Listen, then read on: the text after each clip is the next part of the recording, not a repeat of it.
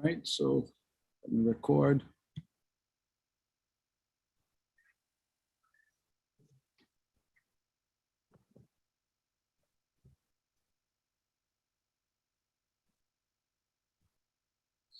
All right.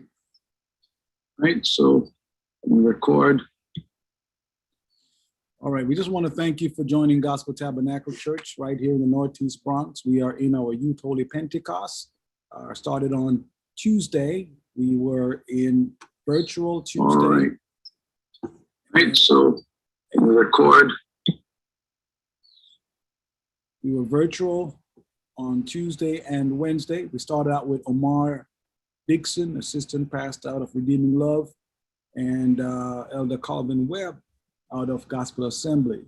Great speakers. Please check out the videos on YouTube at GTCBX or Gospel Tabernacle Church. Then on Wednesday, we started our in-person services with Tanya Sharp out of our headquarters church in Brooklyn, another dynamic speaker. Last night, we heard from Ethan Porter out of Indiana, and he flew in yesterday and gave a powerful Rhema word. Young man, 16 years old, last night. You want to hear him. Today, we start our day sessions. And for the rest of the week, let me just give you the calendar. Tonight, we will hear from his mom, Minister Tanya Porter out of Indiana. She's also an author. So if you would like to get her book, stop by 3818 Barnes Avenue, or we can get it to you via postage. So she'll be preaching tonight at 6:30. The service starts. Then on Sunday, we'll have 3 services, 8 o'clock. We start our 8 o'clock service with our speaker, our own church administrator, missionary Anne-Marie Edwards.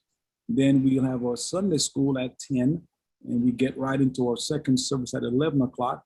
And we will have our keynote speaker again, Minister Tanya Porter. Again, if you get a copy of the book, she'll be here. She'll be so kind to autograph and sign and ensure that you will enjoy the reading. It's a book on prayer. I'll actually show you a copy of the book. It's only $20. It comes with a workbook, so it's 2 books for $20. Then we will close out our Youth Holy Pentecost. We got a baptism scheduled for our 11 o'clock service, and I'm excited she's on, Sister Heather Warren. She has confessed. She has said, Pastor, enough is enough. I'm ready to turn my life over to the Lord Jesus. And for this, we are excited. That's the main purpose of the church. That's our mission, to make disciples of men. So at 11 o'clock, she will be going down in water baptism in the name of Jesus Christ. And then we'll close out our Youth Holy Pentecost. And this will be outdoor service, a no mask service. You know, we're trying to wean the mask, but as you know, the Bronx is still 42% that has been vaccinated. I know the state is up to 70 of those who received the first vaccination. So when we come to church, we are expecting you to be masked up. But Sunday night, we'll be outside right in front of the church. You don't have to wear your mask. And we expect a mighty move from the Lord. So that starts at 6:30, and at 6:30 we go right into 8:30. So let me show you what else to come on our. So real quick, we are currently in our harvest. Our harvest is our annual fundraising. This was started by one of our beloved sisters who have gone home. So we're doing this in her honor, Valerie, Sister Valerie. And our Sunday school department has taken it on, and our superintendent, Evangelist Audrey, she's currently outside in front of the church, and she's just busy with the community. Water is free, so you come by, grab a bottle of water, hydrate yourself, and support our youths. That's from 10 o'clock to 4 p.m.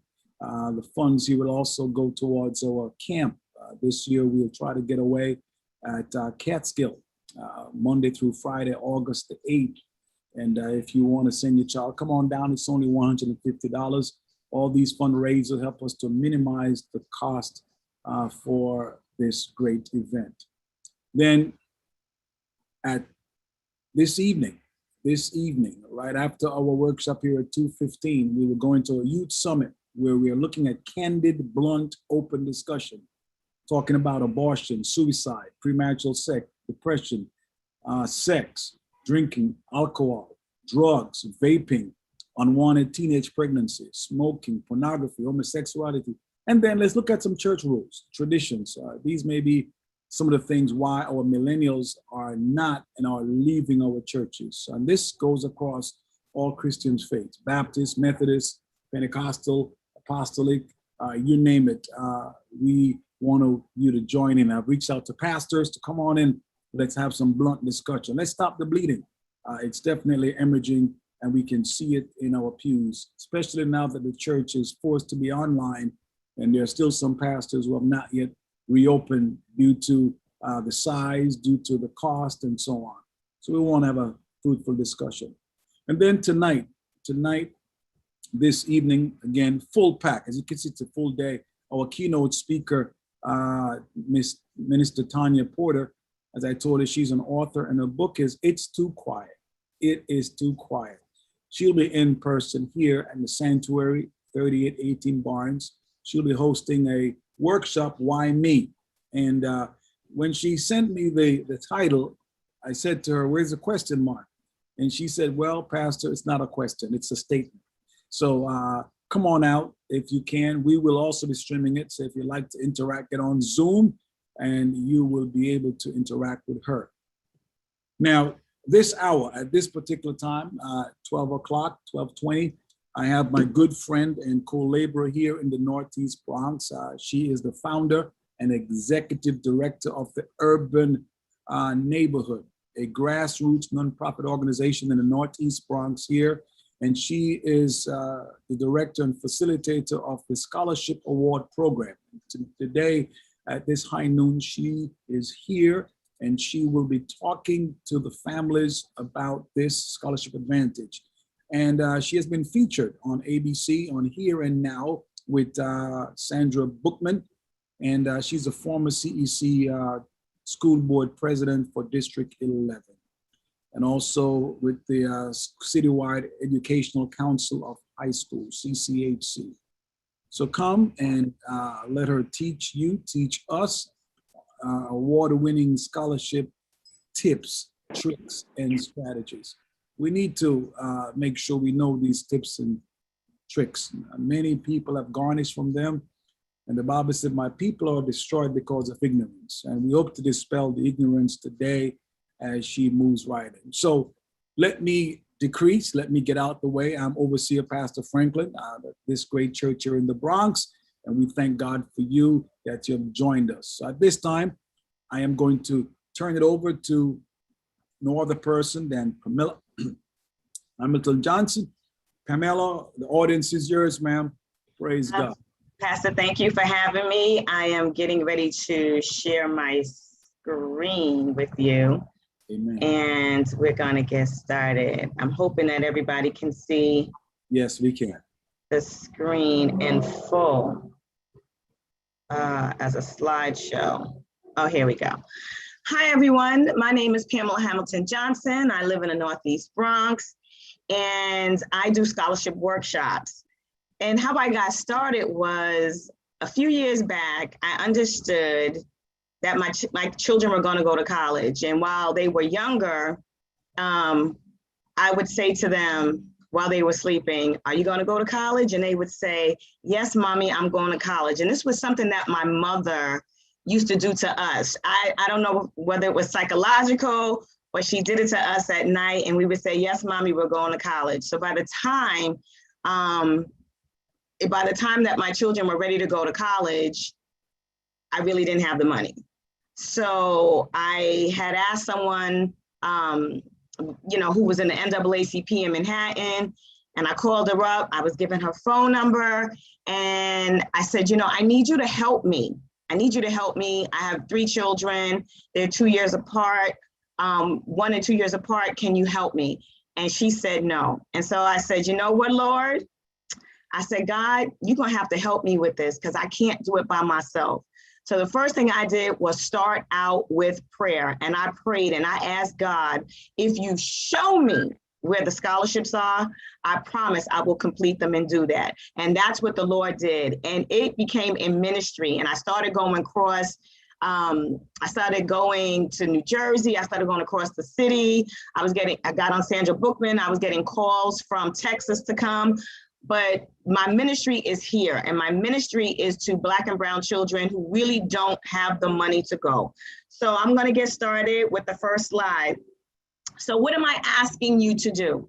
The first thing I want to do, now this presentation is really for high school students, but I'm going to maximize it. So if you're in middle school, it will segue into high school. So once you get into high school, you'll know what to do. So the first thing I want you to do is to pick six colleges, 2 out of reach, 2 you can get into, and 2 as a backup.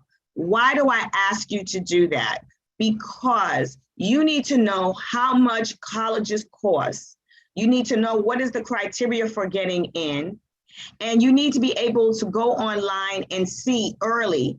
A lot of our children know what they want to do in life. And even if they don't, as a parent, you know if your child does well in certain subjects, you know if they do well in athletics, the arts, and you want to gear them toward that. Now, sometimes as a parent, we think that they're good at certain things, and they probably are, our students, but that may not be the choice that they want to pursue in college. So definitely go to the website and find out what the tuition is, what the fees are, and what the requirements are. So you want to have that heart-to-heart with your child so you can kind of determine which college is right for them. I may not read off the slide because I've done this so often that I'm just going to just you can see the slide, but I'm just going to talk. One of the first things you would like to do is to visit your guidance counselor or your college advisor. Some schools do not have college advisors. They only have guidance counselors. What does that mean? If you only have a guidance counselor, they still have to work with the seniors, and they still have to work with all the other students in the school, especially in high school. So if you just have a guidance counselor, as a parent, you're going to have to kind of step up to the plate and be able to have that relationship. When you need a transcript at the drop of a dime, that relationship helps. How do you get that relationship with your guidance counselor or parent coordinator in the school? If you are going to your PA, PTA meetings, that is a great place to meet the principal. That's a great place to meet a guidance counselor or the parent coordinator. Now I'm just going to jump the gun and just say this here. The best recommendation for a scholarship is the principal of the school. So now, if you look at the PowerPoint presentation, it says fees and waivers. How do you get free fees waived at a school and for college? So each school has a certain amount of waivers that they give out to students, and they give it out for the SATs. They give it out to waive fees for the application fees at colleges. And you want to tap into that guidance counselor because she is the one, or he is the one, that gives out that information to the parents. And if they are not giving out that information, you go to the guidance counselor and you ask them, because at the end of the day, we're talking about fees to colleges. I've just asked you to look at 2 you can above, 2 that you think you can get into, and 2 backup. That's 6. That's 6 colleges. That means that if they're CUNY schools, it's probably waived for, but if it's a private school, it is not. And the fee waivers will work in a private school as well. So now, your children have to take the SATs. The SAT is about $52 to $68. They used to have the SAT 2s, which were subject tests. And from my understanding, even as this morning, that in 2021, they stopped the SAT 2s. The subject tests were in areas of chemistry, math, language, and they had a host of other subjects, but they're not requiring it in 2021. I'm not sure when they're going to bring it back. But what you want to do is prepare your child now so that you can prepare their portfolio. Now, when it comes to giving out a scholarship, there are specific criteria that the scholarship funder is looking for. So one of the things you want to do is if it's of, say, like a Bill Gates scholarship, you want to go to that website and you want to take a look at the children who've already received it. And sometimes they have like little blurbs from the students, and you want to be able to gear your child to what they're looking at and what they're offering the scholarship. So you need to think like a funder. Don't think like you're asking for money. Think of yourself as the person giving the money and what you would like to see. So you need to think like a funder. So if I had $50,000 and I had to give it to a student, and I'm looking at community service, I'm looking at your grades, and I'm looking at other things that you've done in school. I, as a funder with $50,000, am looking for a student who is well-rounded, not just well-rounded in life, but a child who, when they get on that college campus, will be able to contribute to like the Black Student Union. They'll be in a club. But the thing about that is, if you are a student who is doing well and you're able to handle other outside activities, that is the magic potion for giving that money. And I don't mean to use that magic potion, but that is the magic mix for a funder to want to give that money to a student. So you want to cash in on other strategies. So if you have AP classes, right, advanced placement classes, Regents exams, how high you score on them, colleges will translate that into credit. So if you score high enough on your Regents and your AP exam, you may not have to take a 100 class or a 101 class in college. They may bump you up to a 200. And what does that mean? That means you probably won't have to take a class for a year. You've now saved money. If you go through the College Now programs, right? Those programs are programs that you can get college credit now. So if you don't know about College Now, ask your counselor, your advisor about College Now programs. You can take, I want to say, at least up to 2 years worth of credits, at least a year of credits that you can take, and it will segue into your college. So once you get to college, those are less classes that you have to pay for, and those are less classes that you have to take. And what you want to do as well is, when you get those College Now credits, you want to make sure that it can be converted into the new school. How much do you need? So we talked about two colleges that are above, 2 colleges that you can get in, and 2 colleges that are backup. Once you figure that out and you determine which one of the 6 is the highest, right? It is the highest. You need to determine on paper, you need to show on paper need. How do you do that? First thing you need to know is how much is the school. So there's the sticker price versus the net cost. What does that mean? You need to know the difference. A college sticker price means that you are not getting any financial aid, right? This is, say the school is $50,000, $20,000. That is the sticker price. But when you're looking for scholarships, you just can't go with that $50,000 or that $20,000 because there are other costs that are involved. What are those costs? It's called the net cost. This is the real cost. What you have to pay out of pocket. You have to pay for transportation. You have to pay for books. You have to pay for the child's activities on campus. You have to pay for room and board.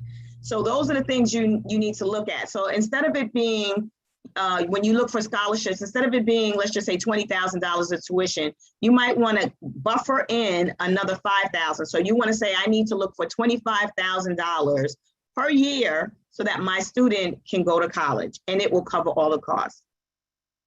So now, what is the COA? COA is the cost of attendance. That's tuition and fees. Now, I will say this, and I was very surprised that the SUNY schools in New Jersey were not that bad. So like the CUNY schools. So SUNY New York and SUNY New Jersey, you want to say around $25,000. CUNY schools in New York and New Jersey are about $7,000 to $12,000. When you're talking about private out-of-state schools, it could be $35,000. And just remember that it is cheaper to go in-state than it is to go out-state. So when you go out of state, the school may charge you an out-of-state rate, and it most likely is higher than the rate that you if you were living inside that state. Don't forget, I talked about technology activities, the gym, room and board could be 8,000 plus, your personal expenses, which could be your detergent, your personals, books and supplies, books. If you can get a book that's used, do it. If you can get a book from a student that's already in the class or share a book, do it, because at the end of your class, most students do not reread that book over again. It doesn't make sense to keep your books, sell your books if you can, and get some money back so you can buy your new books for the next semester. And definitely transportation on and off campus. So my two girls went to Binghamton University. They both graduated from Binghamton University, and they incurred little or no debt. And I was able to do that by doing scholarships. And, you know, my students weren't A+ students. So we didn't get that one-shot deal where they give you the scholarship and then you can go to school. It took multiple scholarships in order for their tuition to be covered. And that's what kind of gave me the insight into grants and insight into how to win them. So the rule is, you win 1 out of every 10. That's the rule. If you apply for 10 scholarships, you win 1 out of every 10. I was winning 1 out of every 3. So I knew I had something, and I knew that it wasn't just for me. I knew that God had given it to me to give to others, like for such a time as this. And that has been my passion ever since. And that is one of the reasons why I'm actually called the Scholarship Lady.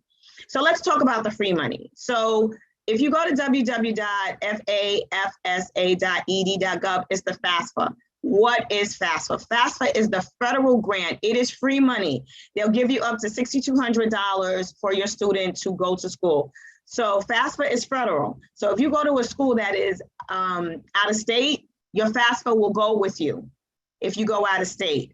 And with the FAFSA, the name of the grant is called the Pell Grant. And if you want to know how much you'll get, there's something called the EFC, Estimated Family Contribution Calculator.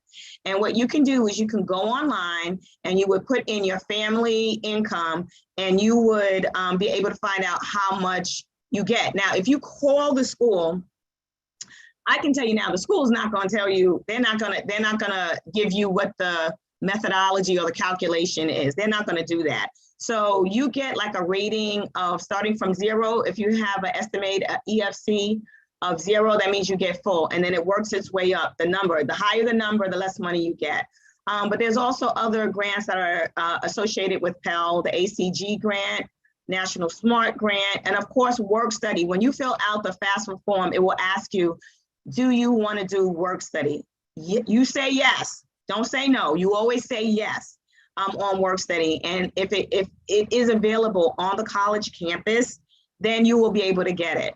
In-state, which is the TAP award, you can go to www.hesc.com. It's about $5,500 per year. If you're in-state, in New York State, you will get that. And there's also something called the Excelsior program. So you can do TAP. When you get the Excelsior program, let me back up. When you do the Excelsior program, you get free tuition. There's still other expenses that you may incur, but you still should do the scholarship. And along with TAP, there are other grants called the TAG Tuition Assistance Grant. Let me get some water. Tuition Assistance Grant, and it goes up to like $12,000. And then there is the website, www.hesaa.org. And then there's other free money, which is determined by the college. It's EOP, HEOP, SEOG, FSEOG, and those programs will give you a grant from $100 to $4,000 based on your course of study. So what types of scholarships are there? So there are grants, what we just talked about. They are not scholarships, they are free money. But you can get scholarships from foundations, corporations, and also the college itself has a college financial aid page on the website. Now, some scholarships are need versus merit. And I didn't understand need versus merit in the beginning. So what does that mean? Need means a college will give you a scholarship, or there is a scholarship, and it is based on your income. So let's just say the tuition is $20,000 and you get a need scholarship for $20,000, right? So now that covers your tuition. If you do an outside scholarship, let's just say you got an outside scholarship for Disney, and that scholarship is for $5,000. That scholarship is going to go to the school, and the school is going to say, wait a minute, you just got $20,000 from us for a need scholarship, and you just got $5,000 from Disney. So what the school will do is the $20,000 that they gave you, they will reduce it by $5,000. So that Disney scholarship that you just got will go toward your child, but the school will now only give you $15,000 because your tuition is $20,000. That is need. Need says you only, if you have, I gave you $20,000 and somebody gave you another $5,000, I'm reducing how much I'm giving you because you don't need that as much. Now, merit is a little bit different. Merit says the tuition is $20,000, the school gives you $20,000, and on merit, and whatever you receive, you just receive. So if the school gave you 20, Disney gave you 5, that's 25. Bill Gates gave you another 10, right? That's 35. Exxon gave you another 10, that's 45. It just keeps piling up. That's the difference between need and merit. Now, I know we have parents on tap listening today. And if you have any question, unmute yourself and interrupt me.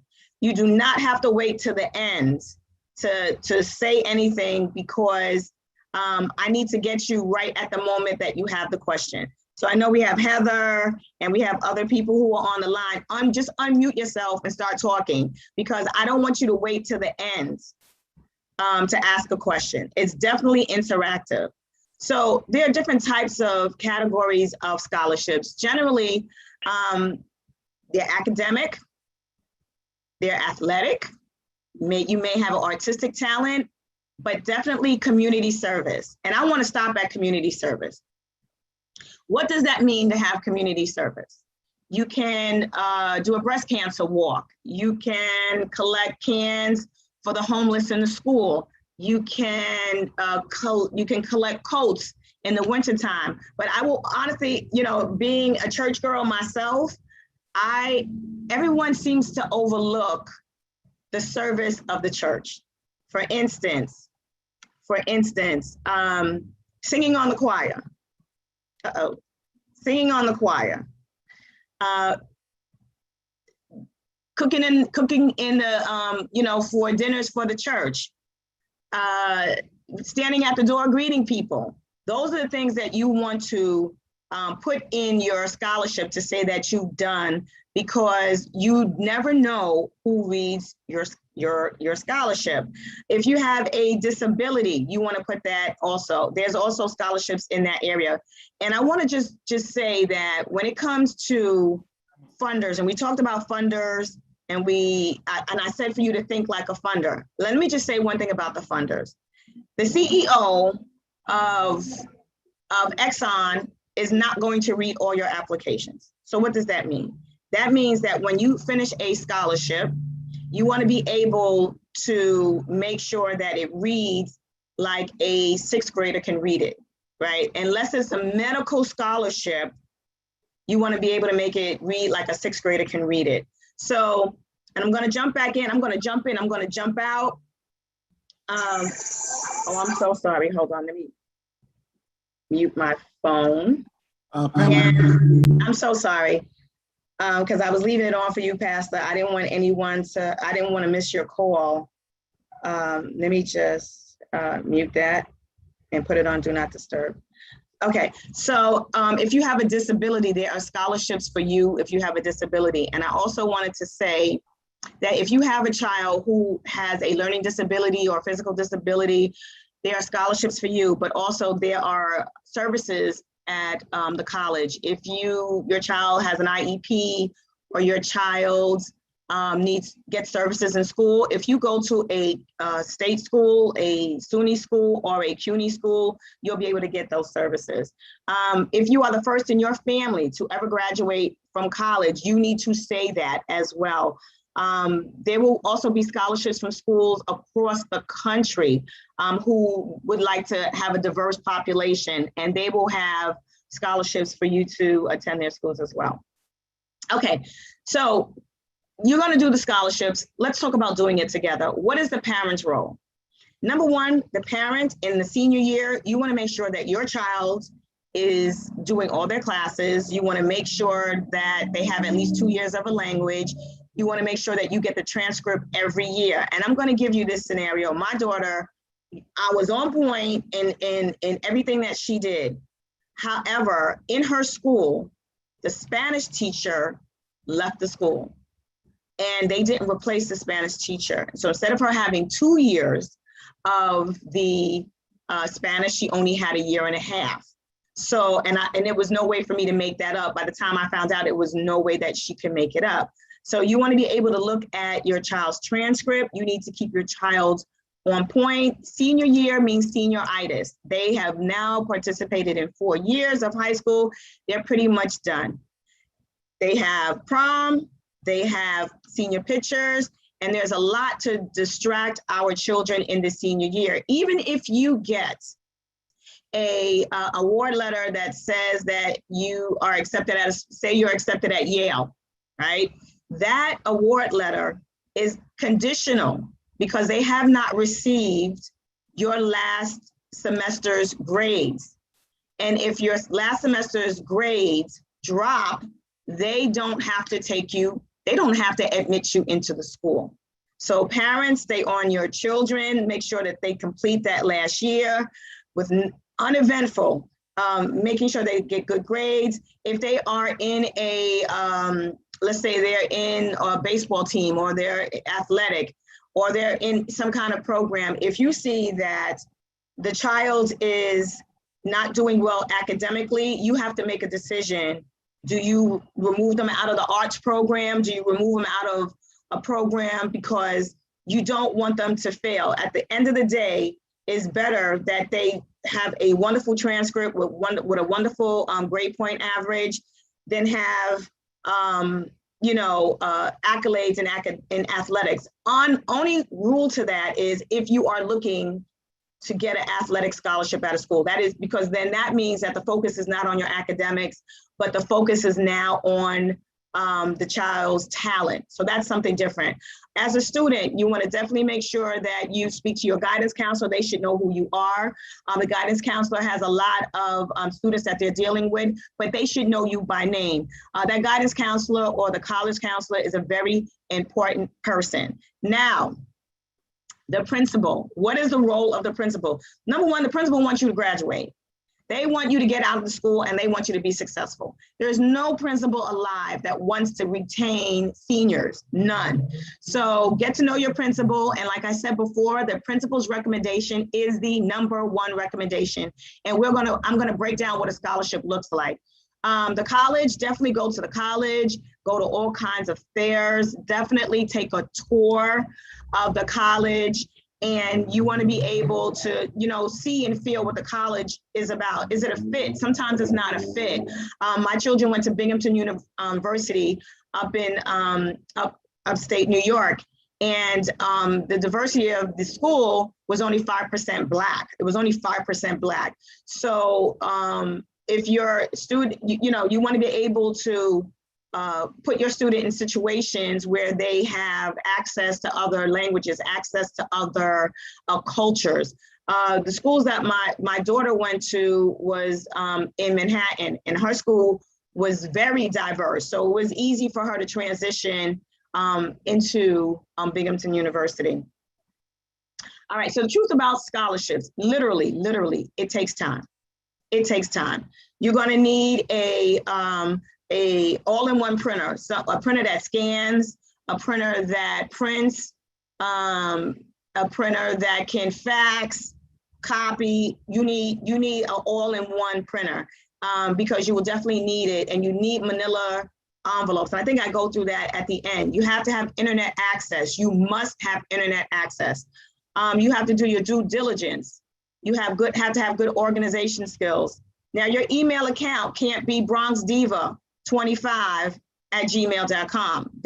That right there is a red flag. So remember, those students that are seniors last year who are now college students are now in work study, probably working in the admissions office. So you want to be able to have your child's name nice, clean, and squeaky clean. If they have a Facebook account, Instagram account, a TikTok account, like I said, the last year's freshmen, seniors are this year's freshmen in college.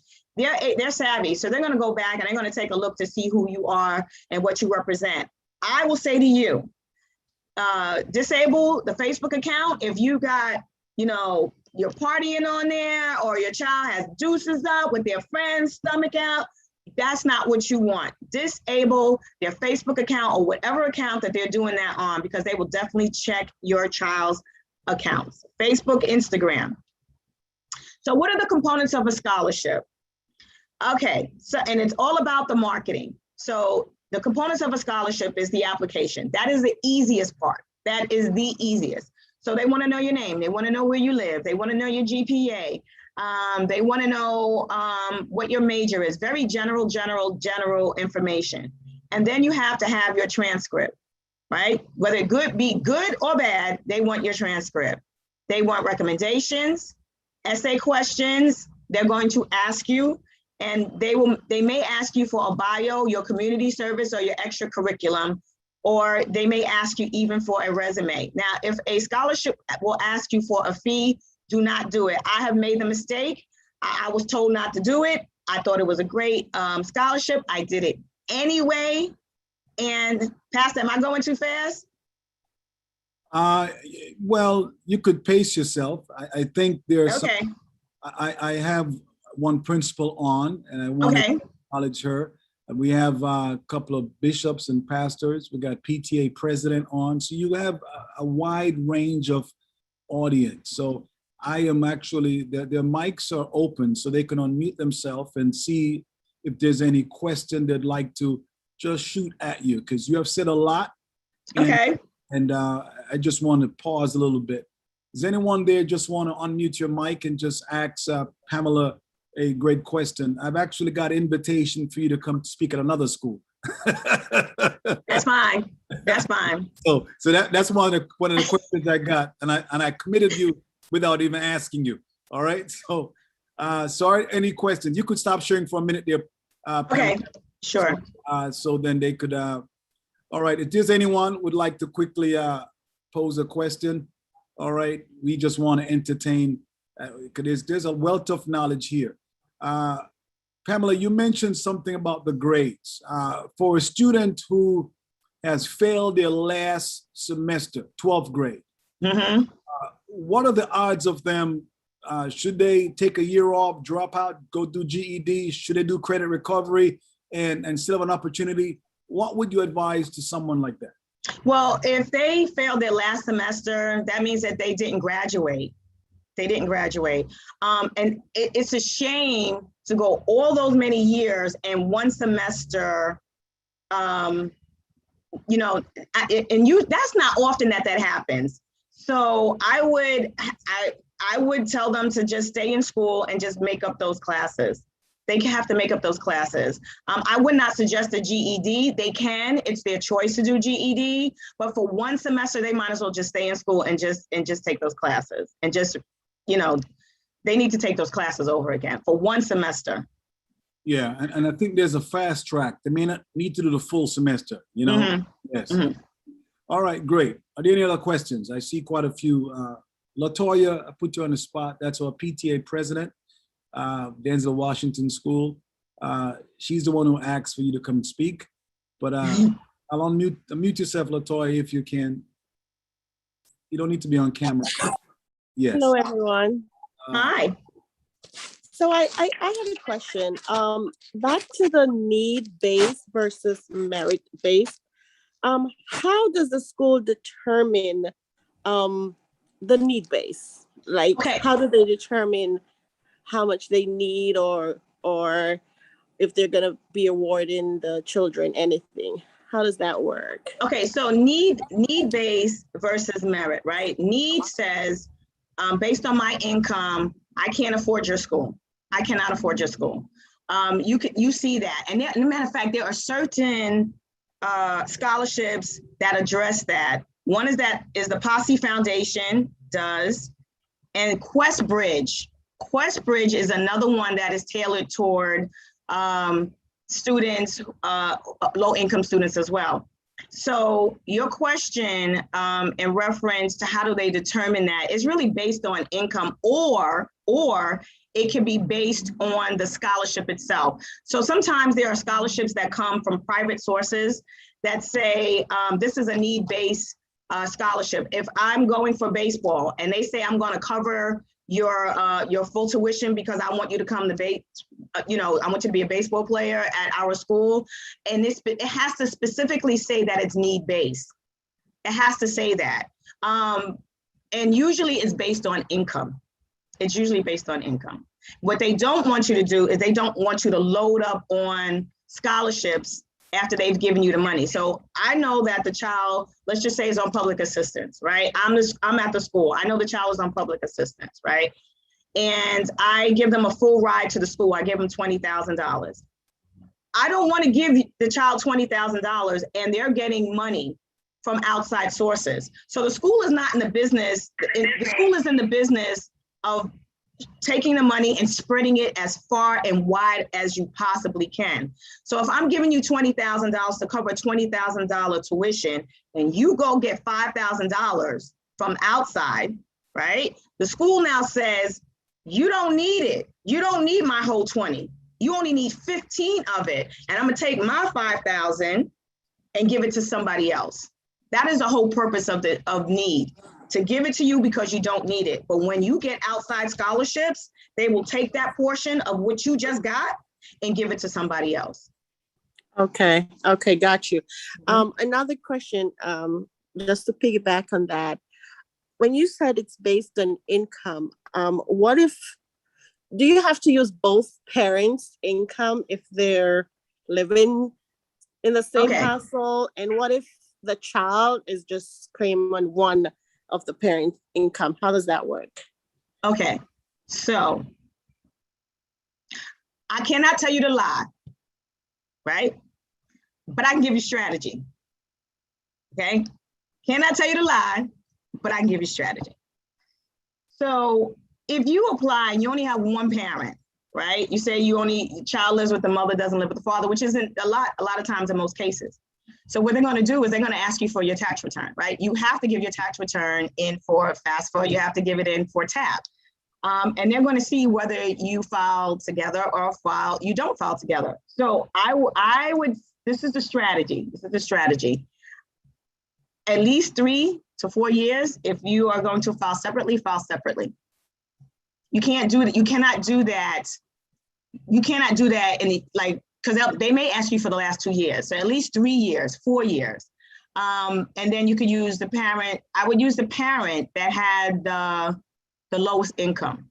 But there are some schools you can't get around that. There's some schools you can't get around that. They don't care if the father's in jail. They want to know that the father's in jail. They want to know if the father is alive. Why are they not contributing? And there's a form, and I just don't have it at the top of my head. There's a form that you have to fill out, and usually the Ivy Leagues will ask this. The Yales, the Harvards will ask this. And it's a form that you have to fill out. And this form basically says, we want to know where your parents are. If they are deceased, we want to know that. If they're in jail, we want to know that. If they're working, we want to know why they're not contributing. All schools will not ask that, but the Ivies will definitely ask that. So if you don't live together, if the parents don't live together, I would actually go with the salary that is the cheapest. The lowest salary, not the cheapest, I'm sorry, the lowest salary. Okay, thank you so much. You're welcome. Ms. Johnson? Yes. Yes, God bless you for your service to humanity. I have a question here. I sound like I know you. What's your name? That's my dad. Oh, no. I was like, it sounds familiar. Hi, how are you, Dad? God bless you, my dear. Now, there's a student. I want to speak to the student and the parent. Yes. Now, let's say there's a student who has a high passion for sports. Yes. Puts in the time to the detriment of academics. Not doing well in academics, still not doing well in sports, but have the passion. Yes. Now, what would you say to that student and the parent? Okay, so the student, let me just understand the question. The student didn't do well in school, right? But they have high passion for sports, still not excellent. And okay. Putting in the time at the same time to the detriment of the academics. Oh, no. Okay, so let me just say this. It has to be a balance. It has to be a balance with academics and athletics. If the child wants to go to school for, let's just say, baseball or basketball, in that sense, the most important thing is the basketball. Now, am I saying let loose the academics? I'm not saying that. But there are scouts that will come and scout your child and take your child for the talent that they have and not necessarily for the academics. If your child is that protege and you know your child is going to go into college based on their talent, that's a little bit different. If that talent is messing up the academics, I will pull back. And they're not going to a school for basketball, or they just like basketball because they're playing basketball. Academics is key. That is the only exception. Academics is key. So if the basketball is interfering with the academics, then the basketball has to go. And it doesn't have to be basketball. It could be singing, it could be acting, it could be anything. Yeah, that's a sport. Yeah. Yeah. You have to weigh it. You have to weigh it. And it has to be weighed based on how talented that child is getting into college. Either getting in by their athletics or they're getting in by their academics. And you have to determine, because I believe, let me just say this personally, academics are everything to me. But I'm not athletic. Yeah. I'm not athletic.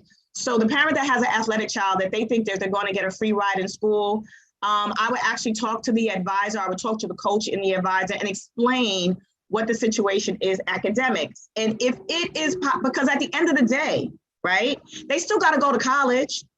They're not going to go to college and just play basketball. They still have to take classes. So they might have to take remedial classes to catch up, but academics is key for me. It is key. Even if you hurt your knee in basketball, you have to have some kind of major or education to fall back on. It's different for every parent. For my children, I didn't care what they played. My daughter played volleyball, they were on different things. At the end of the day, it was academics for me. Yes. Thank you. You're welcome. You're my daughter, yeah. All right. Latoya, Howard, you can unmute if you got a question. Yes, hello, greetings, everyone. Hi. My pastor, I just want to greet her, Pastor Anne-Marie Drummond Brown. She actually sent me this link to join today. I'm actually in grad school now, but I did have a question as far as the scholarships go. I didn't really do a lot of research because I knew, with grad school, you don't really qualify for many grants and things like that. It's usually, you pay out of pocket or, loans.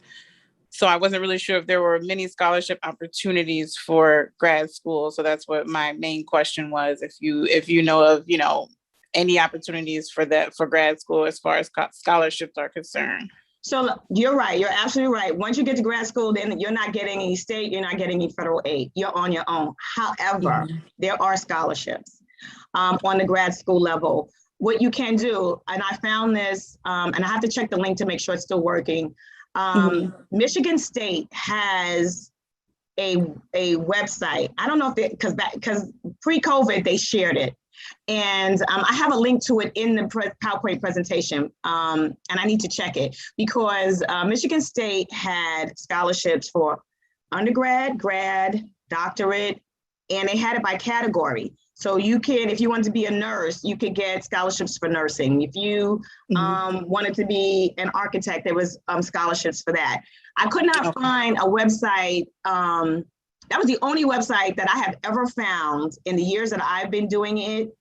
That was so comprehensive. And it's not just that, and because I believe in education for the whole family, from the children to the parents, everybody gets educated. And at, you know, it's expensive. We don't have the money, we have to live.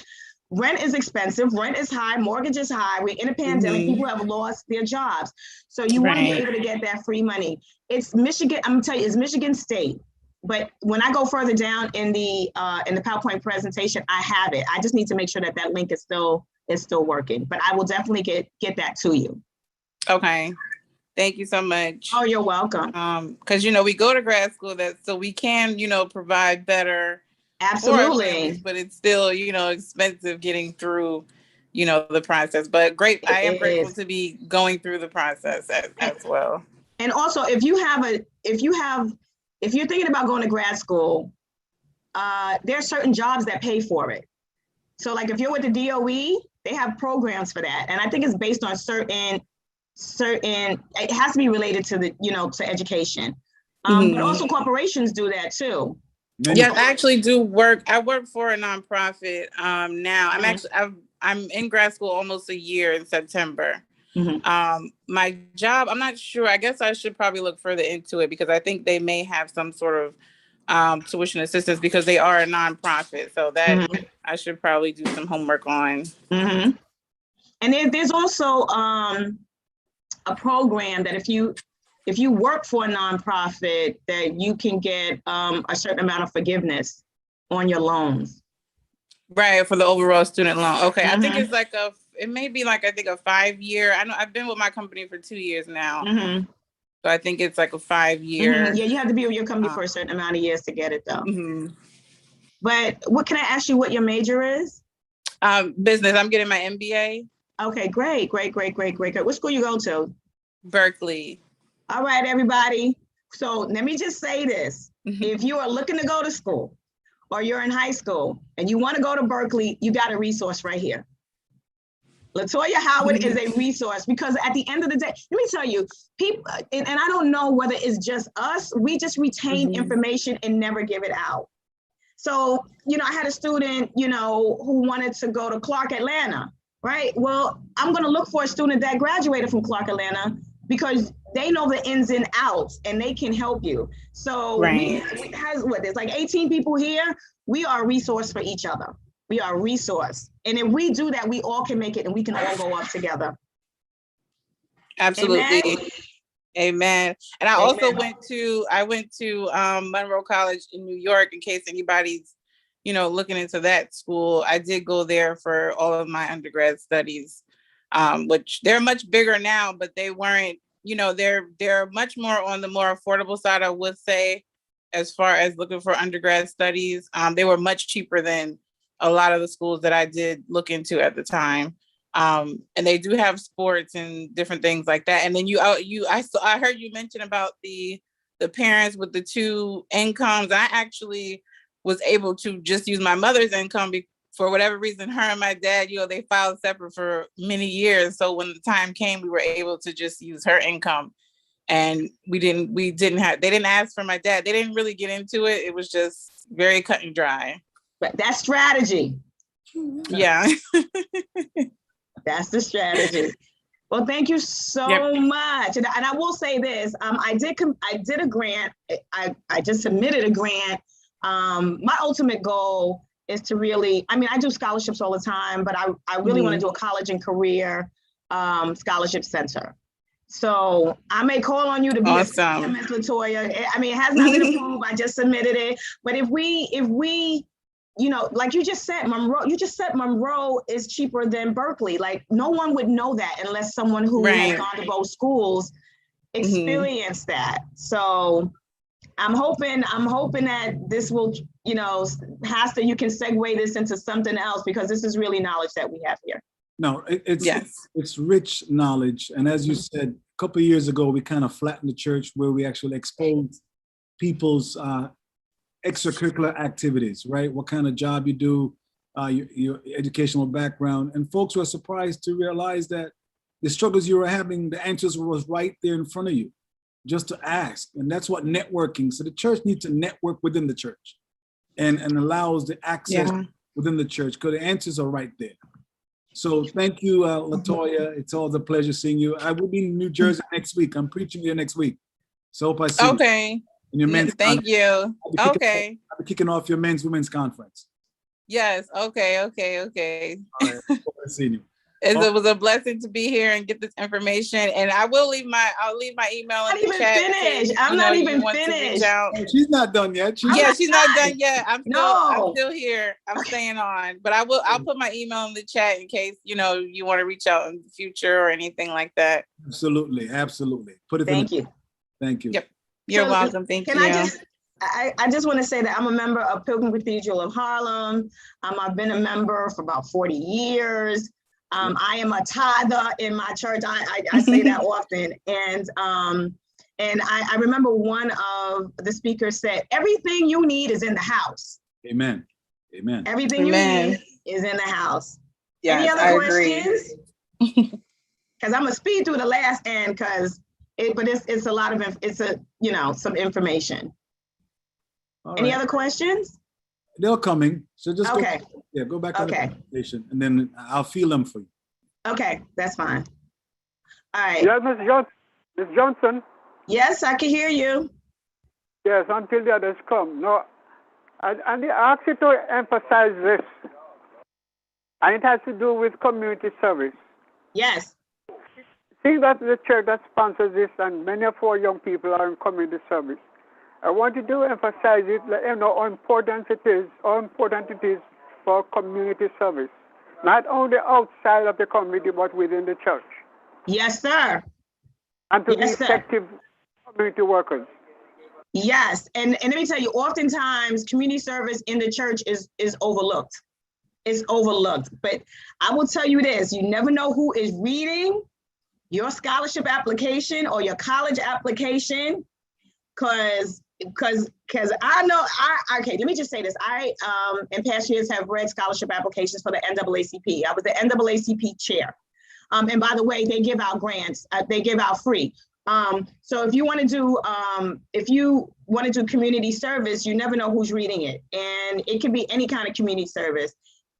Even if you can't do community service, it could be that you're caring for a sick parent. Say that in your essay. So when you write your essay, and I'm going to get to that in the essay portion of it, because there's certain things you need to say in your essay portion. But I'm gonna go through. So your applications, your recommendations, your essay, your bio, your resume, and definitely not do no fee. I've done it. If they ask for a fee, don't do it.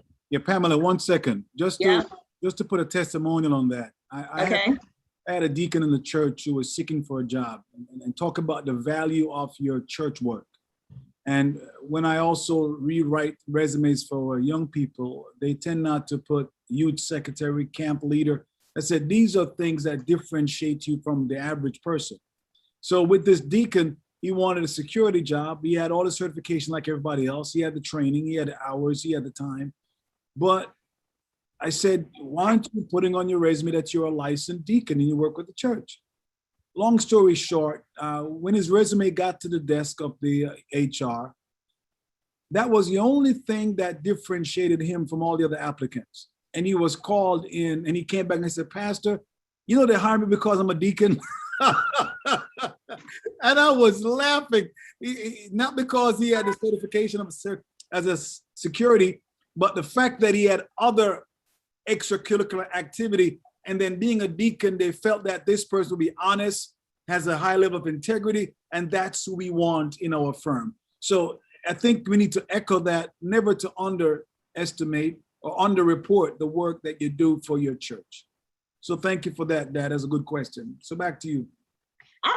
felt that in my spirit just now. I just like, we have to put that down. You never know how God works in the words that we put down. So I wanted to say about, in reference to how to create need on paper. And I want to go back to that for just a little bit.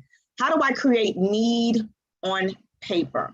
So I'm going to give you an example. We have a student who's an A student, right? I have $50,000. I'm the funder. And I always want you to think like the funder. I don't want you to be the one, I need the money, because there's no strategy in that. I need you to think in who's giving the money. If I'm giving you the money, I need you to be in my shoes so you can understand the process. You will understand the process a little bit better than if you're the person that's asking.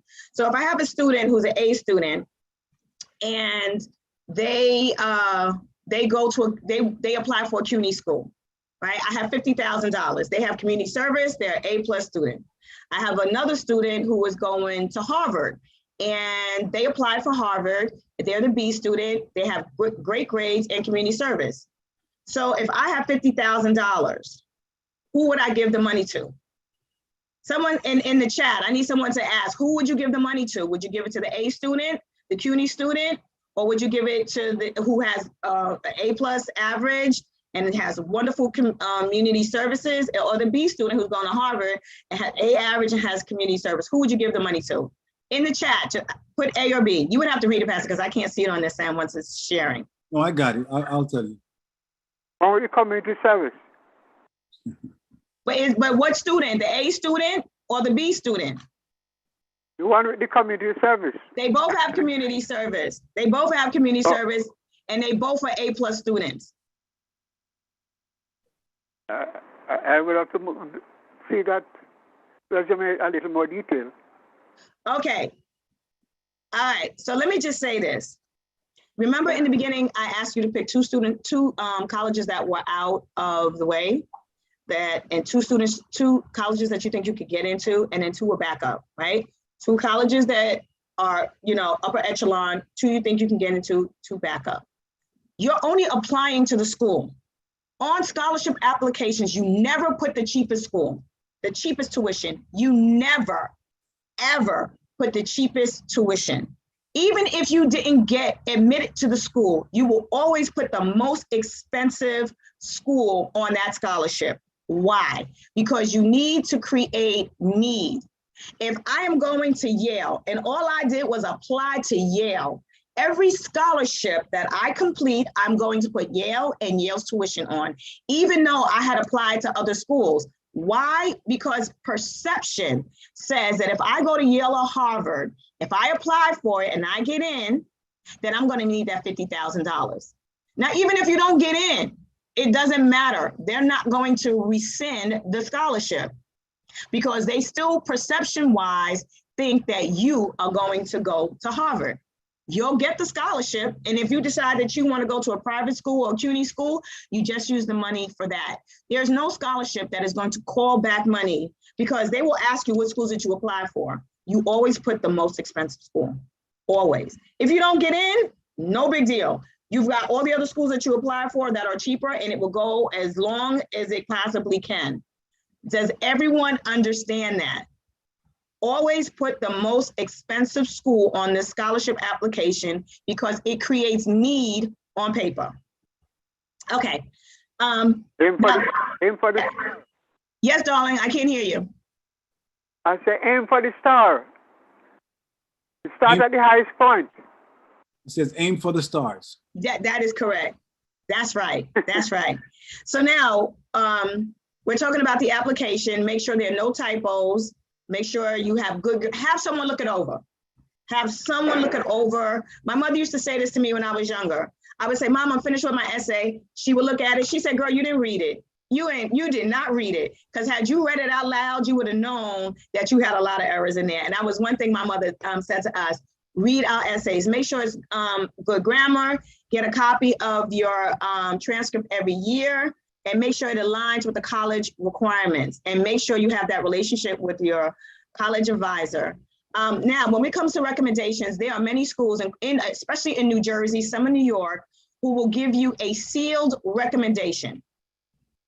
Give you a sealed recommendation.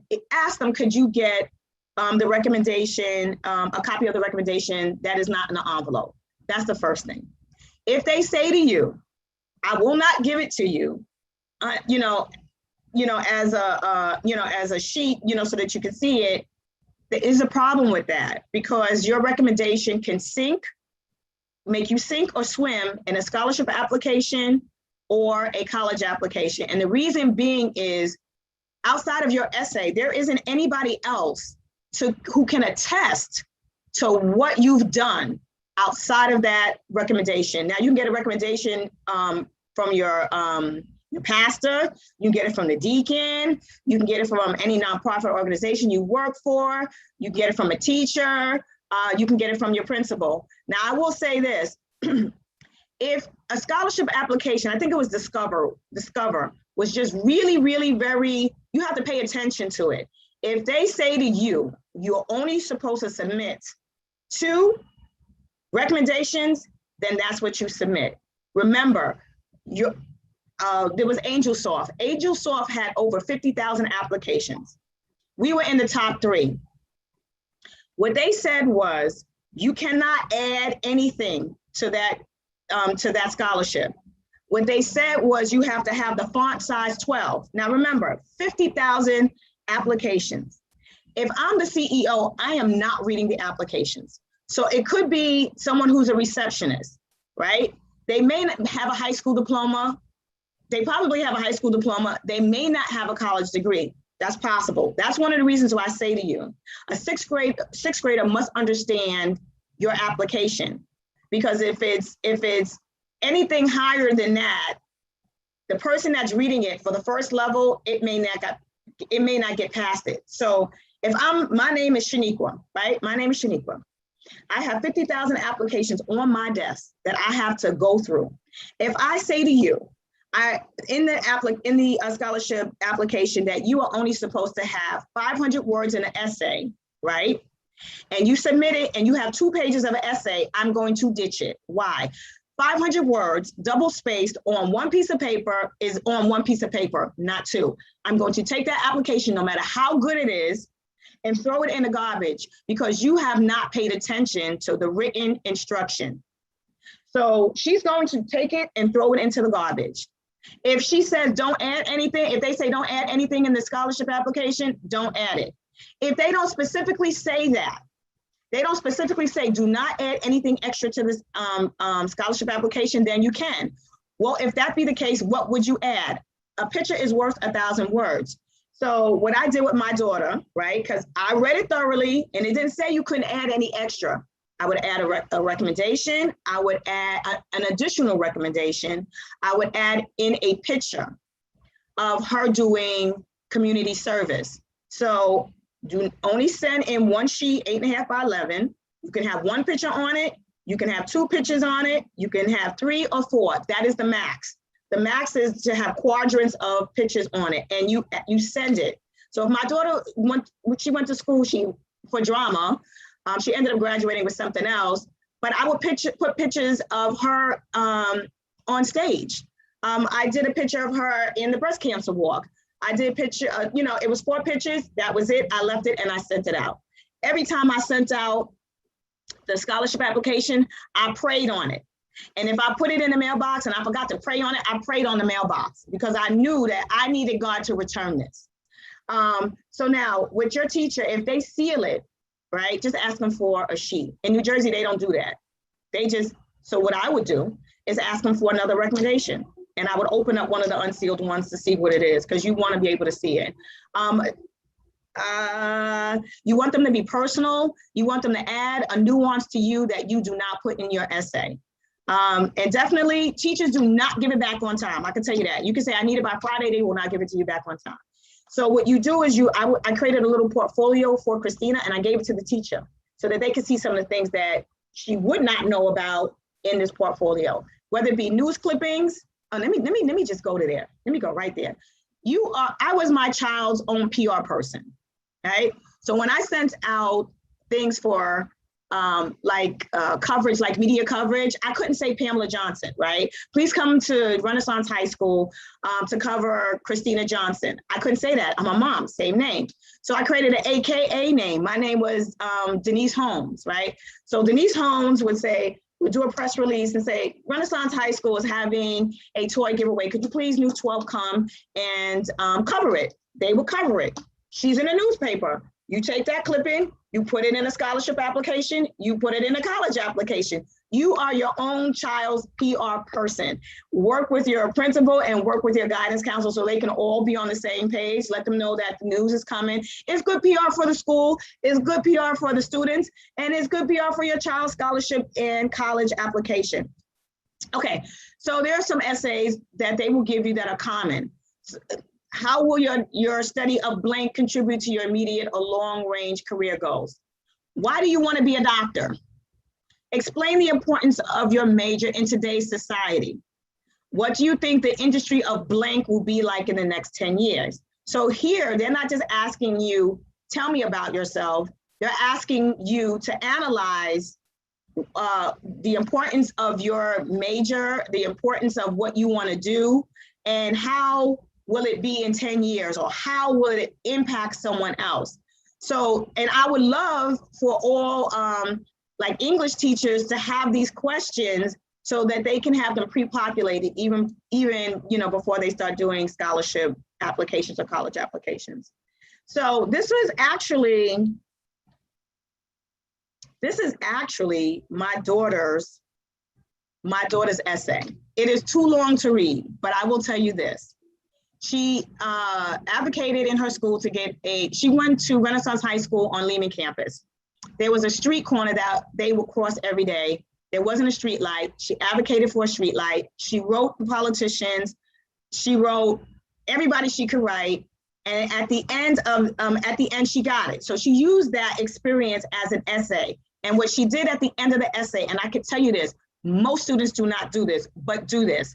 She had a quote from Nelson Mandela. I learned that courage was not the absence of fear, but the triumph over it. The brave man is not he who does not feel afraid, but he who conquers that fear. Any essay that your child does, use a notable quote from a notable person and put that at the end of your essay and make sure that it kind of connects the dots with your essay. That was so important. People may not have connected with Christina's story, but who does not connect with Nelson Mandela? Who doesn't? So that was one of the strategies that we use. You want to create a bio of all the things that your child has done. If they have not done it, then you should start gearing your children to do it, whether it be working in the office. Oh, let me give you this. I'm a former president of District 11, Community Education Council. There are seats on, as a high school student, you can sit on the school leadership team and get paid. You can sit on the CEC, and it's appointed by a superintendent. You apply for it, but it's free. You only meet once a month. It's good for your child to get that, to be on the school board. To say that you had a voice on the school board is everything. So those seats often get unfilled. And pursue it. If not, you can always email me. You need to make your child stand out with the bio, resume. They need to see who your child is. It's almost like a Harlequin novel. You would read it, right? It would say, and the girl, and you want to be able to create a picture. So in the Harlequin novels, right? I'm dating myself because it's back in the day. It would say the girl walked in the room. Her brown hair was in the wind as her scarf gently caressed her shoulder. She walks slowly to him and embraces her father, something like that. You can picture it. So you want to do that with your child. You want to be able to write a bio that, or in the resume that makes your child stand out from other students. Do not be afraid to say that you live in the projects. Don't be afraid to say you live in poverty. That resounds with the person that's reading it. And that is another way of creating need on paper. So this is one of our lines that I use. Eastchester Heights in the Northeast Bronx was a hot spot for drug and crimes. Geneva Johnson did not see a youth organization, so she started one called, I forgot the name of it, right? Called Bring It On. That was the first line. Whatever you do in your essay or your resume, you need to be able to hit it good, because they only have like 30 seconds to be engaged in it. So that first 2 sentences must be meaningful. And you would never start a essay with "my name is." Don't do it. Don't do it. So right now you want to be able to create a list of awards, whether it be community service, church, academics, a list of activities that your child has done, and definitely collect photos and anything that is covered on the news. So this is basically a checklist, and we talked about this. Make sure, get the transcript, letters of recommendation, the essay, make sure your child has a good picture, because most oftentimes they put them on the website or in a journal. Take pictures of your child doing things, and just do you. Don't lie. Don't lie on a scholarship application like your child did more than they were supposed to do. You cannot lie, but you can embellish. So you find the most flowery words to make your child stand out, and definitely don't lie on any form. So these are search engines. College Board has a search engine, scholarships.com, Peterson's. Now this is all pre-pandemic. Next Student, Scholarship Expert, College Data. These are other search engines, FinA.org. This is Bill and Melinda Gates. Bill and Melinda Gates, to me, has the best scholarship ever, because they will pay for undergrad and they'll pay for graduate school based on what the major is. Peterson's, there's HSF.net. What is that? Hispanic Scholarship Fund. Jasmine, can you get that? You know I'm home. My niece is here. Thank you so much, darling. HSF.net is the Hispanic Scholarship Fund. My family is from Barbados, from Bathsheba. My grandmother's name was Cliencita, and I was going to write the scholarships for Hispanics, and the Lord convicted me, and I was like, Pam, that's not for you. So, but if you have like a Hispanic heritage, definitely HSF.net, College Board. And we're almost done. There are scholarships in New Jersey, and I always put this in just in case you don't want to stay in New York. Definitely check your sororities. Deltas have scholarships, AKAs have scholarships.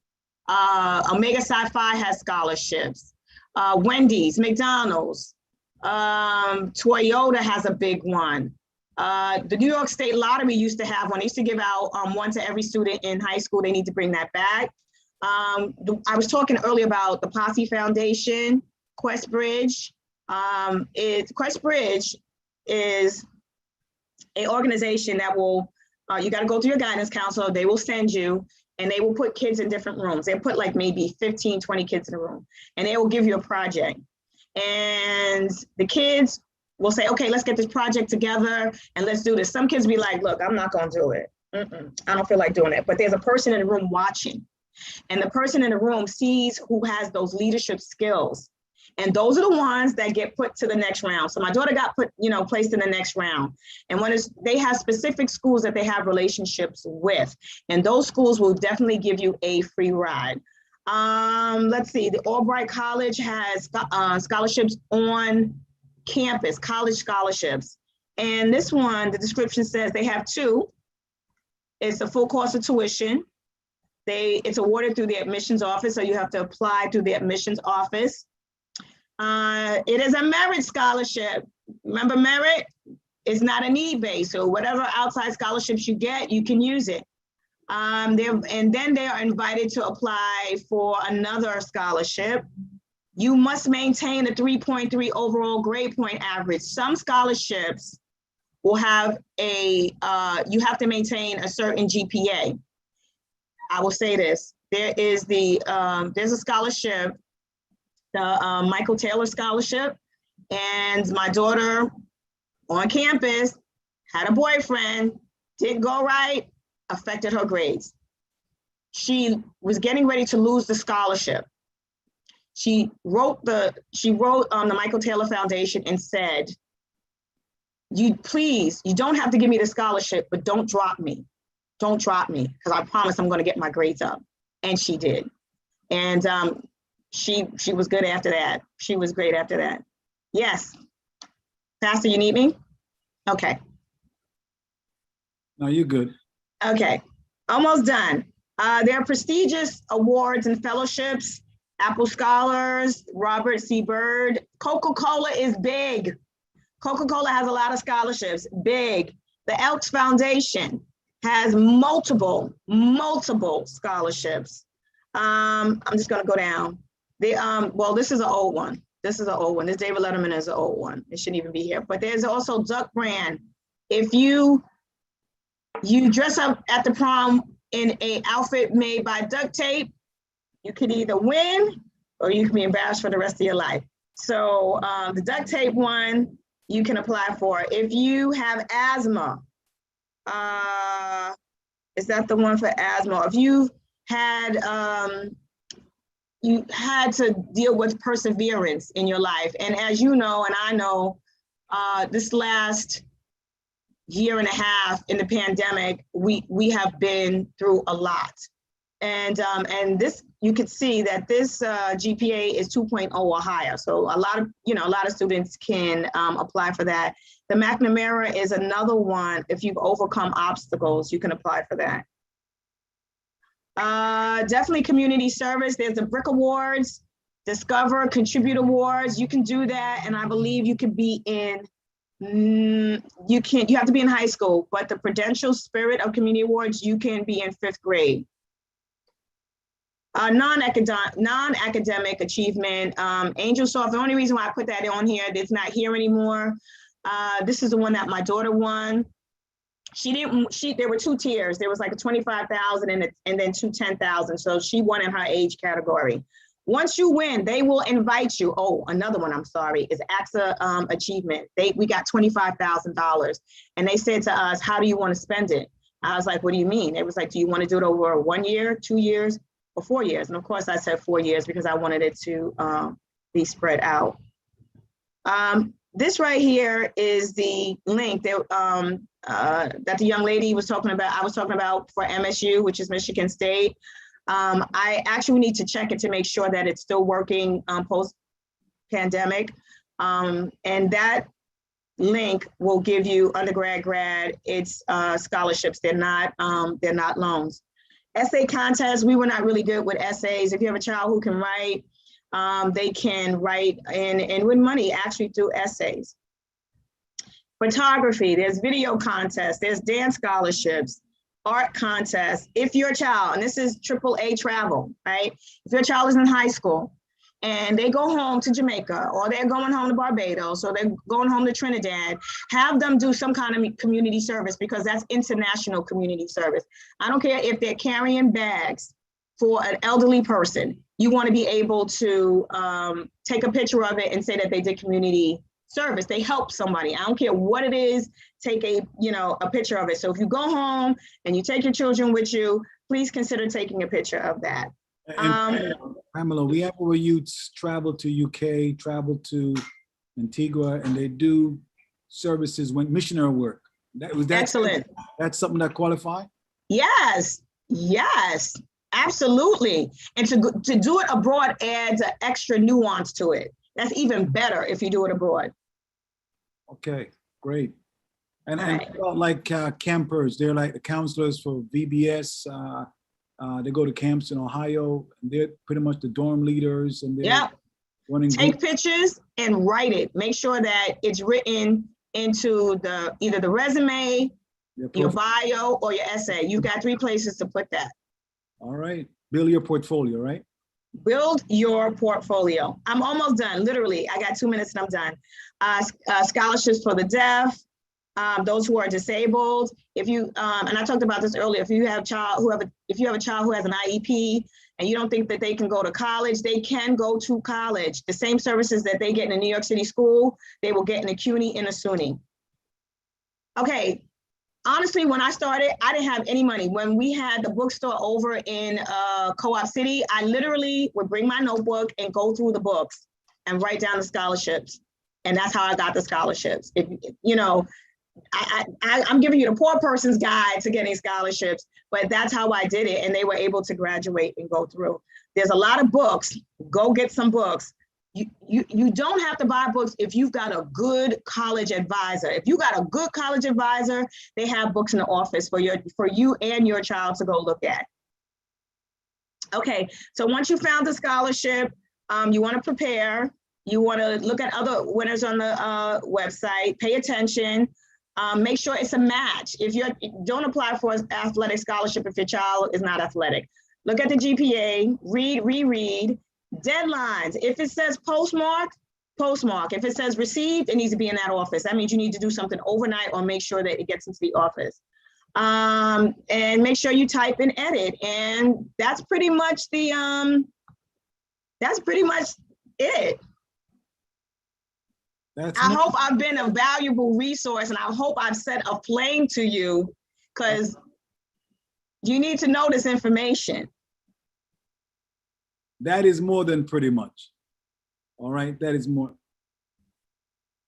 We lost your volume. Okay. That's a plethora of information. And you know me being an educator, I'm going to parse through that. I'm going to put it in bite size, and that's what educators do. So our young people, they're all here. I got about 8 of them, 2, 4, 6, 7, that just walked in the sanctuary. They've been listening virtually. But I also thank those who are watching you on YouTube and Facebook, and also in Zoom here. Still gonna allow questioning, because sure. you have 20 minutes. You have until 2 o'clock. I mean, so if there are any questions, please, young ladies, if you got a question, just take a mic and you can pose your question, and she will definitely hear. All right. Got it? Oh, you have one. All right, let's grab a mic. Okay, there's a question coming in.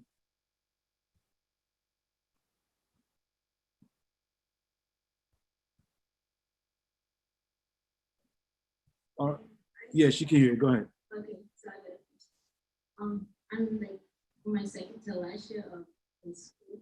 I can't hear that well. All right, you got to speak up. Hi, my name is Shania, and I'm Hi, Shania. Second to last year of high school, and my school is going to start searching up for colleges. And then they keep saying about GPA, but I don't know where I can find it. How do I know what my current GPA is? It should be on your transcript. All right, so yeah, so bring your transcript to me. All right, and I'll walk you through that. Some schools will actually, correlate the letter grade with a GPA, like a A. Yes. 4.0, a B is a 3.0. Yes. C is a 2.0, and a D is 1.0. Yes, that is correct. Then you work your way through that. Okay, Shania, good question. Any other question? Just grab a mic, All right, you got to grab the mic. There are mics there. All right, there's one on the chat while you introduce yourself, speak slowly, all right, and articulate.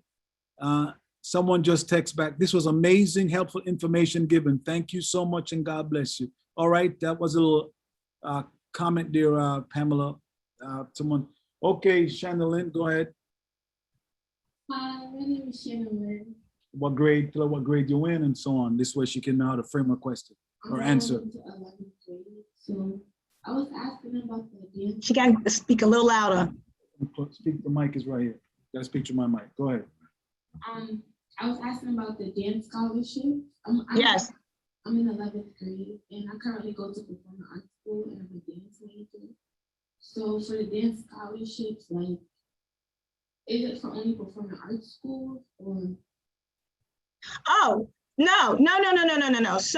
So that one that was there was just one scholarship. You don't necessarily have to go to a art school. It would be nice, but if you don't but do you take classes at like a dance school? If you take, I know this is back in the day, I don't even know if they still have LaRock Bay, Harlem Dance School, Dance Theater of Harlem. If you go to, okay, I need her back on again, because I need to ask her a question. Are you currently in a dance program now? Yeah. Great, because there's a couple of things. like if you want the scholarship, you should have either performed, be in a program, or be in a performing arts school. So, because what happens is it gives you structure. So for instance, I have my niece who's around here somewhere. She wants to go to theater. She wants to be in theater, right? So if you're in middle school and this is how you frame yourself. If you're in middle school and you want to be in theater, then you need to go to a school that has theater. Why? Because then you can say when you get to college that you've attended theater classes, you know how to perform. And so when you go into college, you'll have that. Now, in reference to a scholarship, they definitely want to make sure, especially, if it's a dance scholarship, they want to make sure that you've been in some kind of program. And if you've gotten any kind of accolade over it, like if your school gave you an award over, dancing, or you've got pictures or any kind of media of that, that would be absolutely excellent. Because at the end of the day, I want children, our students to go to college or vocational school, wherever they want to go. But it's if you get there and you don't have the money, it's a waste. So we got to get you the money so that you can get to school. I mean, I don't mean it's a waste, but I've known of children who have gotten to school and had to leave school. They had to leave. They got their dorm room assignment. They was in the dorm and they had to leave because they didn't have the money. And I don't want that to happen to any of our students, especially when there's money out there for you. All right, makes sense? All right, another question. Just hold on to your mic. Got a mic, just keep it. And keep it to your mouth so we can hear. Yeah. Hi, it's me again. You got to come forward and speak up. It's me again, Shania. Shania? Yeah. Okay. The difference between major and what is that other thing? Minor something like that? Oh, okay, yes, sure. So a major is a degree that you graduate with, right? So that means that you've taken all the course requirements. A major is actually spelled out in how many credits you need to have for a major. So for instance, my daughter, let me just give you a story. My daughter went to school at Binghamton, and she started out wanting to be a neuroscientist. And I was like, great, she's gonna be a neuroscientist. We got a doctor in the family. And then she started taking those bio classes, and then she was like, I can't do this. So then she went to business because they had, as youth, they've had their own businesses. And then she was like, I don't want that either.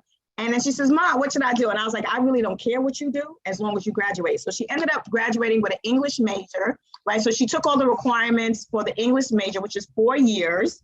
And then she took a minor. So a minor is not as many credits as a major. And that's why it's a major and a minor. So she took a minor in Africana studies and she graduated. And I am so proud of my kids. I'm so proud. So that's the difference. One is more credits than the other. All right. Got it. Another question, I think, Michaelia or Miguel. Go ahead, Miguel. My name is Miguel, and I am currently going to be a sophomore. Volume. My question is, if you don't go to a school that offers any type of music program, if you find a music program outside of school, if you go to a school that doesn't offer, it doesn't offer music, but you go to a program outside of school that does, you can still get a scholarship. Yeah, sure. Yeah, you don't necessarily have to have it in high school. The services in high school, like music in high school, you can have a band that plays. You have to show. He plays in the church. He plays the drum. Oh, he plays in the church. That's perfect. That's perfect. You can play in the church. You can play in a band. You just have to show that you are. The reason why they ask that, because they want to make sure that you really are ingrained and embedded into music if you're going to do a scholarship. What the last thing they want to do is give you a scholarship on music, and then you don't want to complete that degree. All right. Thank you, Miguel. There's a question in the chat. Let me read it for you. A lot of colleges are test optional again this year. Do you suggest the students submit their scores regardless with their application? Or should they just not submit it? Well, some schools don't require SATs or ACTs. They don't require it. So if they don't require it, which is great, then you can build up on who, you know, what the student has in the profile in their portfolio. Would I send it? No. Yeah, I mean, unless it's like you got A's across the board and you really want them to see that, then that's fine. If they're not asking for it, then and you have like, you know, kind of mediocre grades, don't send it. But if you've got like A's across the board, of course. Yeah, of course. If it's not going to hurt you. It's not right. If it's not going to hurt you. If it's going to help you, yes, you need all the help you can get. All right, great. Any other questions? Michaela, go ahead, dear. You want to come forward and yes. Hi, is my volume okay? Step right here. Yes. Hello? Yes, go ahead. That's Pamela. Yes. My name is Michaela. I'm going into my senior year now, and I can't hear her at all. All right, step forward. I think you're using my mic here when you go. Speak. Yes. can you hear me now? A little bit better, yes. Okay, so my name is Michaela, and I'm going into my senior year now, so next year I'm in college. As far as financial aid and scholarships and such, do you have any other tips for saving the most money when it comes to college? You're gonna have to repeat that because I didn't hear the last end of it. Saying she's in her junior year, going into Yes. senior. Yes. And any financial tips for saving money for college? What can you recommend? Yeah. So, I'm so glad she said this. Let me just say this. All of you out there that have money in the bank, you need to take it out. All of you that have money in the bank, before you do that FAFSA form, now remember, I can't tell you to lie. I only can give you strategy. They will ask what the student's assets are and the parents' assets are. If you have cash money in the bank, you take it out, use it for whatever. Use it for your ring, use it for your pictures, use it for a class trip, but take the money out of the bank. Once you get into school and you want to put it back, that's fine. But you would have to play that game every year, because every year they're going to ask you for your assets. What you can do now to save money is get in touch with your guidance counselor, find out about the fee waivers. There are fee waivers that you can get for the SAT. There are fee waivers that you can get for college applications, whether it be in-state or out. Look into College Now. Get some of your credits now. It's free. It's offered to students who are in New York City. Get to your guidance counselor and just tell her you want to do some College Now. Let me just say this. If College Now is affecting your academics, you need to leave College Now alone and work on the academics at school. And those are ways that you can definitely save on money. Don't spend money on books if you can go to your guidance counselor and look inside, you know, the books that she has. And a good guidance counselor will have multiple books, at least 12 to 15 books in their office and multiples of that book. So if one student comes in the office, another student can get it as well. All right. College Now is a blessing. All right. Is that a website? She can get through her college. There is a website, College Now, but the best resource is the guidance counselor. All right, that's it. Because I think eventually she's the one that, unless they've changed it, it has to go. She has some part in actually having it submitted. The guidance counselor. Now let me just say this. Don't take no for an answer. Yep. Christina, don't take no for an answer. So the teacher, so it said on the website, and so the guidance counselor said that it was certain grades that could, okay, so it was my daughter was in theater. She wanted to take College Now classes, and her grade wasn't eligible for it, but she was already in school. She was already in theater, and I wrote a letter, and they let her in the program, even though it said that she wasn't eligible because she was in the 9th grade, but she got it. Don't take no for an answer. There's some, pray on it. Yep. Because God will bring the right person on 2 feet right to you. Yep, be persistent. Be persistent. All right, any other question? There was a slide there, a resource slide, Pamela, I think that you had, if you could put back up, I think some folks are asking. Which one? I'm trying to figure it out. About the books? Yes, about the books. Okay, let me share. Yeah, about the books. And then I think the other one they were asking about those questions about the essay. Okay. All right, so those 2 slides, there were questions coming in. I'm trying to go up. All right, just slide backwards. Hold on, let me stop and Stop let me go. So while you do that, just want to really thank you for taking the time. I know you're very busy, but I'm glad that you're able to include this in your day today. So if you bring the slide up. This one? Yes. All right, so quickly, if you guys want to capture the screen, all right, findaid.org, and these are some of the books that. But this is what they can do. If you're on your phone, just take a screenshot. Yep. If you're on a computer, do print screen, and you can get it. Yep. So if you got the Zoom, you get on Zoom and screenshot it. All right, bring up the others. Give them the slide. Questions. Yeah, the questions for the essays. Ms. Johnson? Yes. Yes. How does vocational school fit in your program? Okay, so vocational school. I haven't really seen too many scholarships for vocational schools. Okay, so I remember I said I was a former school board president in this district. I 100% believe that if you're not going to college, you should be going to a vocational school. And there aren't that many in the Bronx.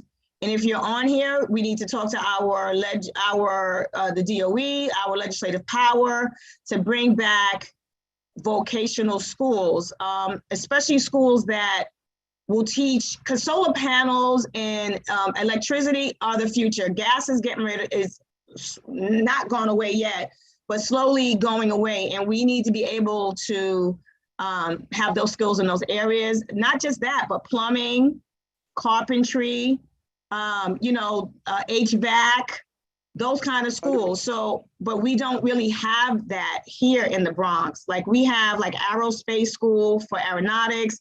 We have automotive in Manhattan. And there's another space school, school, but I can't think of it off the top of my head. Are there scholarships for them?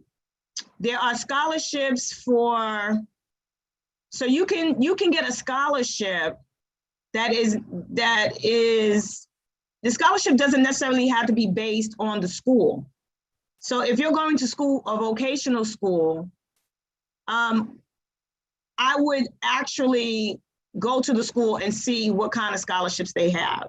You'll definitely be able to get your Pell and your TAP. You can get that, those are grants, but outside scholarships will probably be at the school level, at the college level to apply for. So I would just go to the college and ask them what other outside scholarships do you have that I can apply for.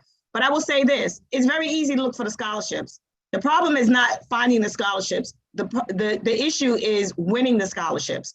So now that you have this insight into winning and putting pictures in media and making yourself stand out, that is what wins the scholarships. I hope I answered your question. I kind of went about it in a roundabout way, but I hope I answered your question. Yeah. Okay. Okay. And just to close off, would you encourage the parents to be part of the parent-teachers meetings? 100%. Not only when their children in high school, but from start.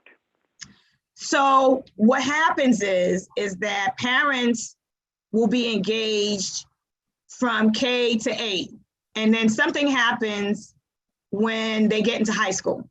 And so it's almost as if the child has matured enough that the parent really doesn't participate on that level. But you should participate on that level, because at a certain point, I was able to get things that other parents weren't. Like there was a process. If you wanted to get a transcript, you had to fill out a form, had to submit it. It took a couple days to get it. I could call the school and say, I need a transcript. Can you send it home with Christina or Geneva today? And they would send it home, because if they know you mean business, they will jump for you. if they know, if the guidance counselor knows that you are winning and they know that you are on point with it and you are serious about your child going to college, they will bend over backwards for you because they want to see your child succeed as well. And the principals want to see your children succeed as well. So I hope that answered your question. My parents would be part of it. Yeah, absolutely. 100%. Yes, I'm a big advocate of that myself. You know, I've always participated in my daughter's school, and people pay attention to people who participate. That sounds familiar, right? People pay attention to people who participate. That's my good friend Andy King. Yes, that's Andy King. Yeah. Giving Andy a plug there. But yeah, definitely. Are there any other questions? We are winding down. I see you, Minister Derek, all the way out there in North Carolina, or is it South Carolina? Oh, wow. Yeah, we got folks. South Carolina. Oh, South. You want to say anything, sir? You've been watching. We have our scholarship lady here trying to help our young people and those who are in college to get that free money. You know, one of the big things these great millionaires says, spend other people's money.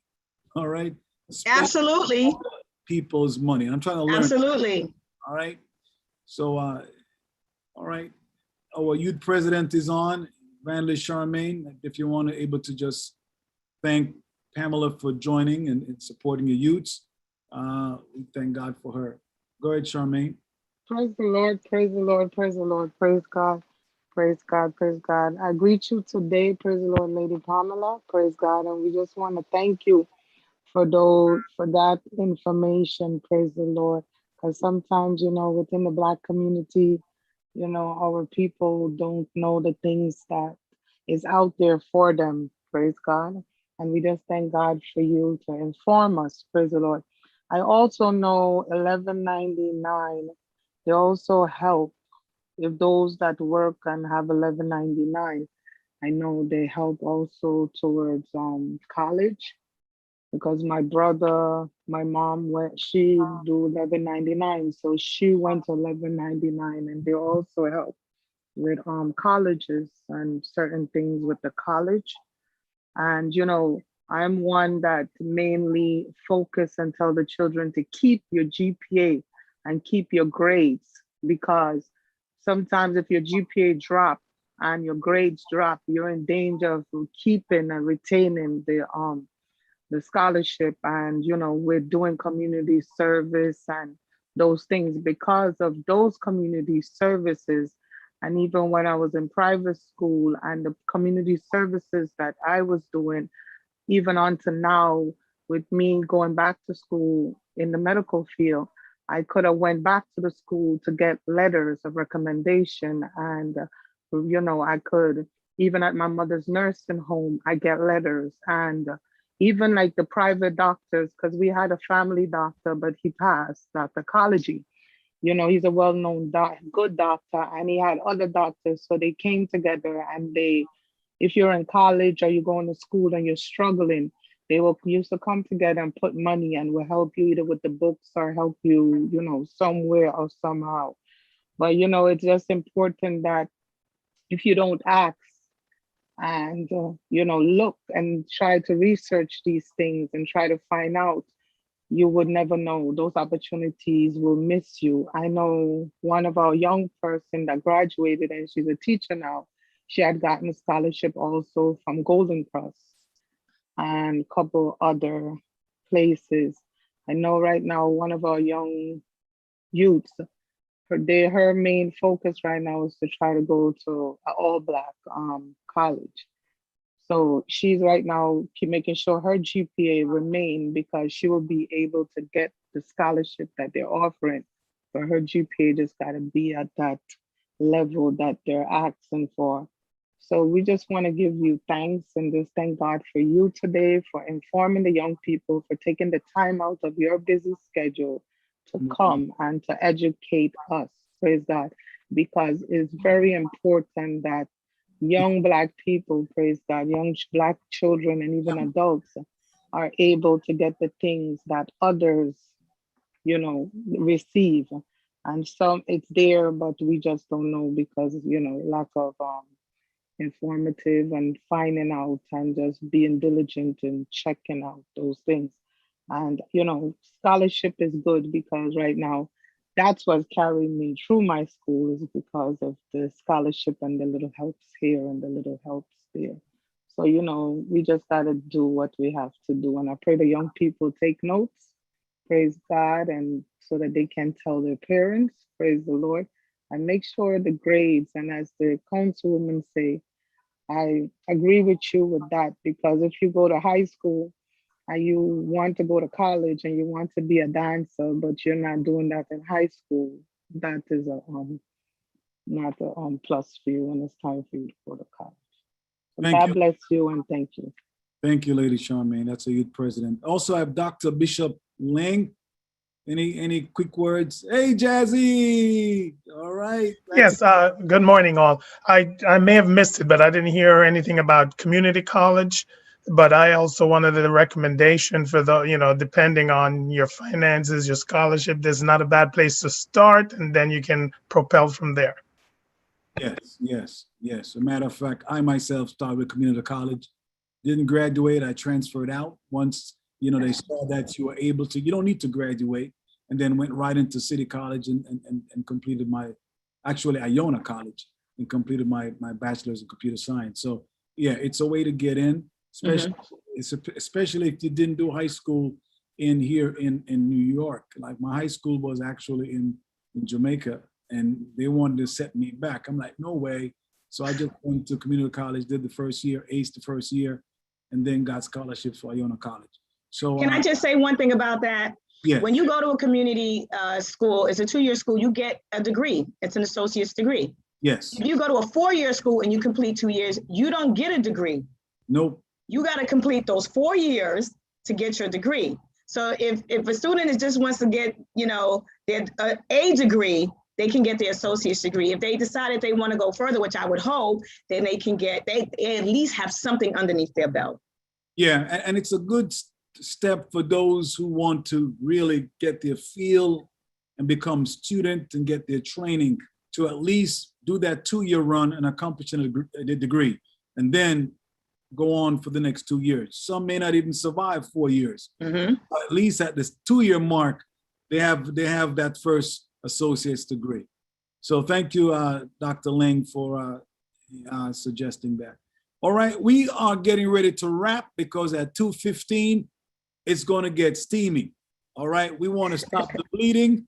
I'm calling out the paramedics. I'm calling out the fire brigade because we're dealing with, when you go to school and go to college, don't think it's peaches and cream. You will be tempted, you'll be tested. And we're talking about our people. So I thank you, Pamela. If there's any final words, I'm just gonna put your slide back up just to anchor the session. But is there any? Yes, I just want to say, I just want to encourage you to keep God first. Ask God to give you the wisdom and the words to put on paper. Ask him to move you into where you need to go and who you need to speak with. And if you just cast your cares, right? If you just give it to God, because I honestly didn't know where the money was coming from. I had 2 kids going to college at the same time, and the third one was rapidly coming. And if my sanity was I was about to lose it because I didn't have the money. But he did it, the Lord. That I can't even take credit for myself. The Lord actually moved in a very mighty way. And let me tell you, he's not a respecter of persons. God will move for you like he moved for me. If you just ask him. He's a giver. God is a giver. He will move on your behalf. So I want to say, be encouraged, my brother, be encouraged, my sister, and all the students that are here, because there is a journey and a trajectory that you have to be on to be where you need to be. And the reason why the Lord gave this to me as a ministry, and I knew that when I had it, God did not give me the gift for me. He gave me the gift to give to somebody else. So I just want to just say thank you for coming. Use what you learn here and be a blessing to somebody else and encourage somebody else, because we want all our children to succeed. We as parents, we want to succeed. We want our children to succeed. So God bless you, and I just thank you for listening to me today. All right, there's words from Crystal is camera, and that's Jasmine mom. That's my sister, everyone. Thank you for providing such valuable information for the Butterfly Scholars. Most of them are in elementary and middle schools, but believe it is never too early to begin. Also, my mom has, when she passed, started a scholarship, not a large scholarship, $500, but I think every penny counts. And we hope to grow that as the year goes by. So I really want to, echo everything you've said, Pamela, and I appreciate you for joining and for taking the time out. Glad to see you, Jasmine. We're going to make some time together in summer, all right? All righty. Thank you all, everyone. Stay tuned. We're going to take maybe a 10-minute break, and we will get right into our second session. All right? Thank you, and God bless.